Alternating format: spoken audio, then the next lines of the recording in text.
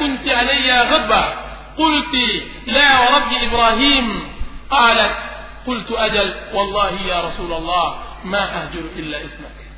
Rasulullah SAW berkata kepada Aisyah, ya Aisyah. Ketika itu Rasulullah SAW sedang berdua-dua dengan Aisyah.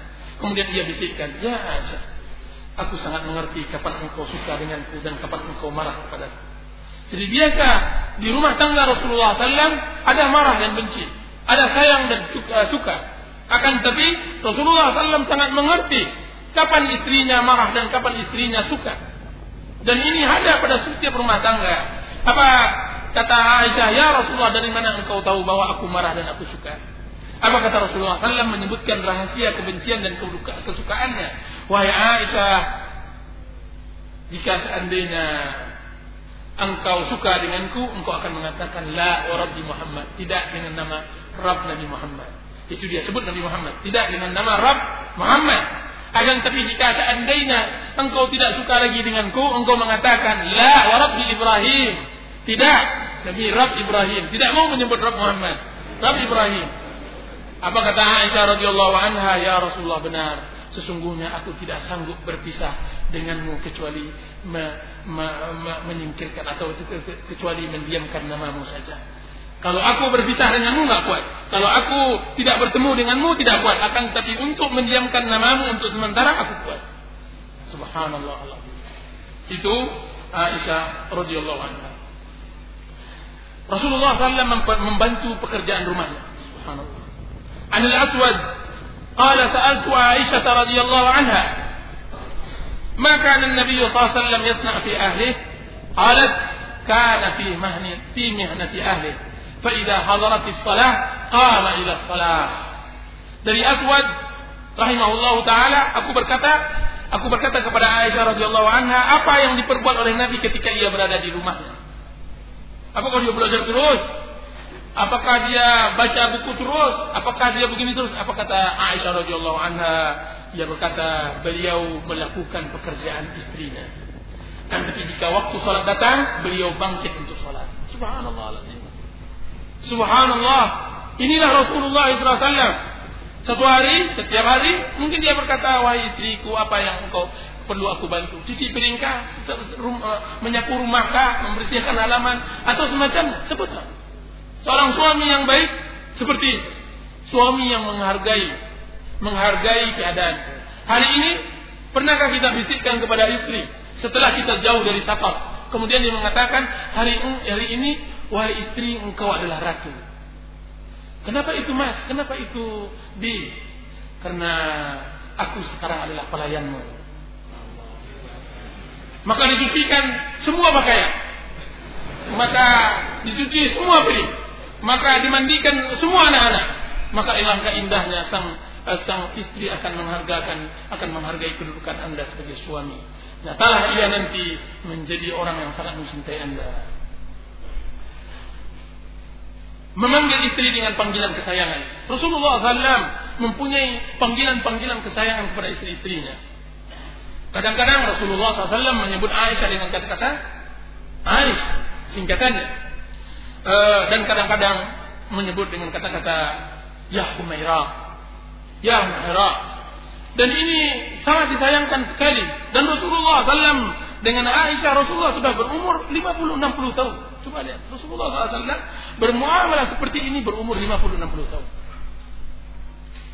Banyak di dalam sebagian rumah tangga baru berusia 2-3 tahun tidak ada lagi kata-kata yang ada. Yang ada hanya kata-kata ubi, abi atau ummi, hanya itu saja. Sampai sebagian sang suami marah, emangnya saya ini adalah bapakmu? Subhanallah. Panggil dia kata-kata sayang, kata-kata yang luar biasa yang dapat menggugah cintanya kepada Anda.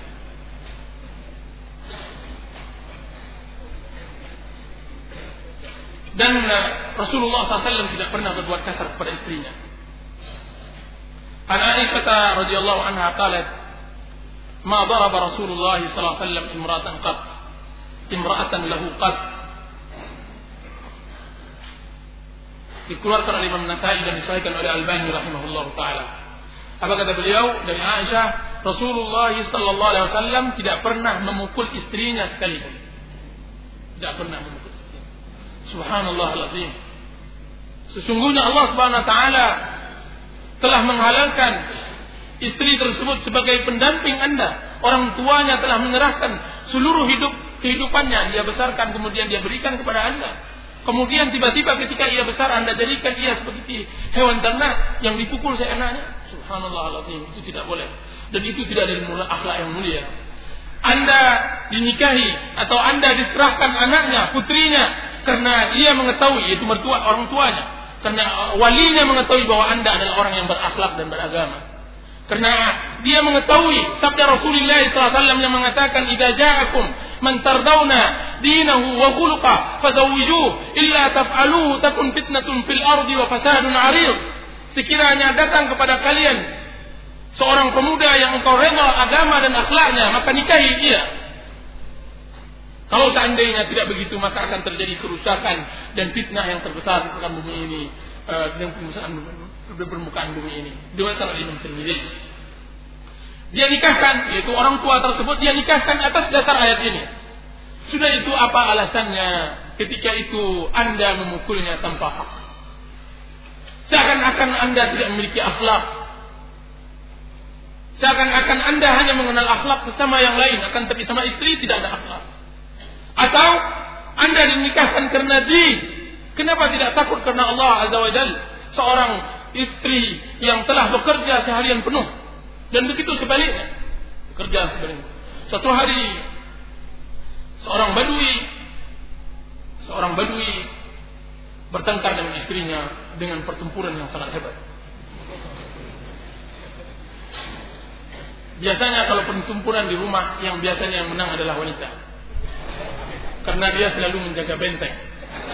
Di rumah maksudnya. Seorang suami yang baik, ketika pertempuran tidak bisa diledakkan, bendera putih tidak bisa ditegakkan, hendaklah ia berangkat keluar untuk menenangkan dirinya. Badui tersebut melakukan hal itu. Kemudian ia keluar.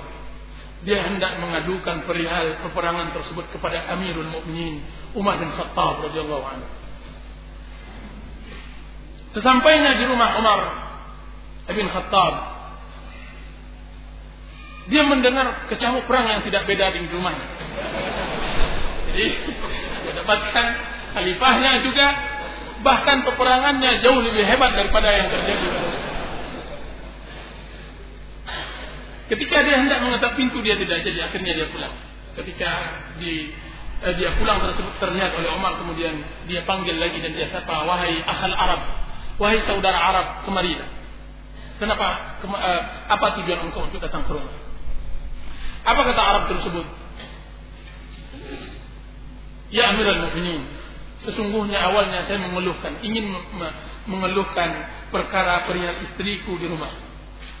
Akan tapi saya melihat bahwa yang aku punya juga engkau miliki, membuat aku zuhud terhadap permasalahan ini." Jadi dia melihat bahwa Umar tidak membalasnya, dia sama sekali diam, dia tidak mau memarahi istrinya dan semacamnya. Jadi Umar melakukan perselisihan tersebut dengan diam dan tidak menjawab sama sekali, seperti orang yang bersalah. Apa kata orang Arab tersebut, saudara Arab tersebut? Saya melihat bahwa begitu caranya menjawab seorang istri sedang marah. Umar pun tersenyum. Kemudian dia mengatakan, "Wahai akhal Arab, wahai saudara Arab, bagaimana pula kita bisa marah kepada wanita-wanita tersebut? Sungguh, ia yang telah memasakkan nasi kita. Ia pula yang telah mencucikan pakaian kita. Ia pula yang telah membesarkan anak-anak kita. Ia pula yang membersihkan rumah kita. Sudah itu, kalau seandainya sekali-kali ia marah, kenapa pula kita harus marah pula?" Subhanallah. Ini adalah pelajaran yang sangat berharga yang kita peroleh dari kehidupan romantis Rasulullah Sallallahu Alaihi Wasallam, dan mudah-mudahan ada manfaatnya.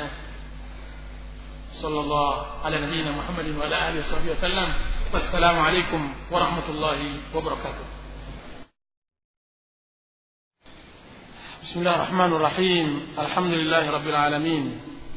Wassalatu wassalamu ala asyrafil anbiya'i wal mursalin wa ala alihi wa sahbihi wa sallama تسليما كثيرا إلى يوم الدين وبعد.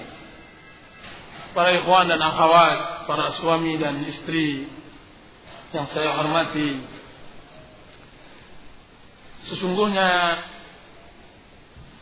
kajian kita ini saya peruntukkan untuk istri dan sebagaimana saya peruntukkan untuk suami.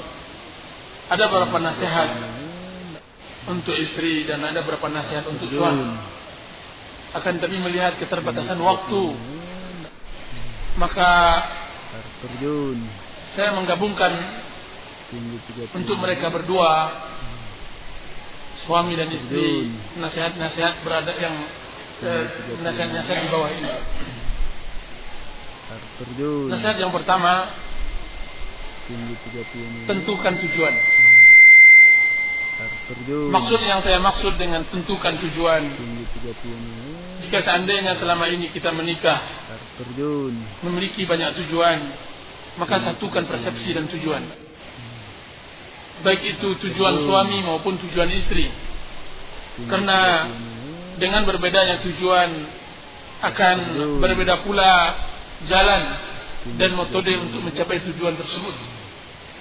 Nah, tidak ada yang lebih bahagia bagi rumah tangga, bagi suami dan istri di dalam menentukan tujuannya kecuali membangun rumah tangga di atas ketaatan kepada Allah Azza wa Jalla, dalam rangka ubudiyah kepada Allah Azza wa Jalla.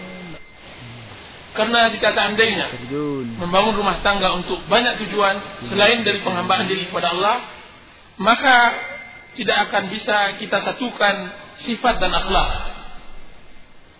Karena sifat dan akhlak, karena menyatukan dua jiwa yang berbeda hanya bisa disatukan di bawah naungan ketaatan kepada Allah Azza wa Jalla.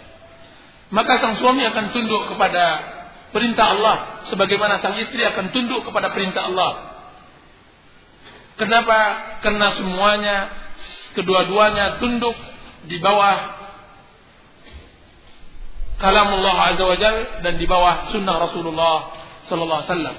Maka jadikan berumah tangga untuk meningkatkan takwa kepada Allah Azza wa Jalla. Dan ini harus diingatkan pada setiap istri yang lalai dari tujuan tersebut atau setiap suami yang lalai. Maka tidak ada yang dapat membahagiakan sebuah rumah tangga kecuali meningkatkan ilmu dan amal. Ketika telah lurus tujuan kita kemudian ditingkatkan dengan tingkatkan mutu ilmu dan meningkatkan mutu amal, iman, maka akan semakin bahagia rumah tangga tersebut. Karena jika seandainya kita sangkutkan rumah tangga kita tersebut dengan kegagahan kita atau kecantikan kita, maka gagah dan cantik dia akan pudar.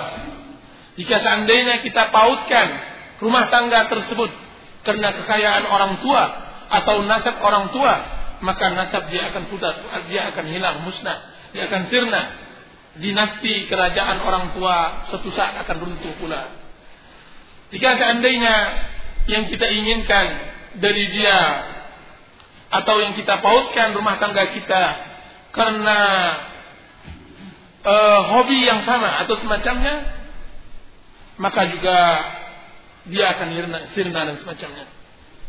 Makanya Rasulullah SAW mengatakan tungkahul mar'atu li arba' limaliha wali hasabiha wali jamaliha atau li jamaliha wali hasabiha wali maliha wali diniha fasfar bidatid din talibat yadak.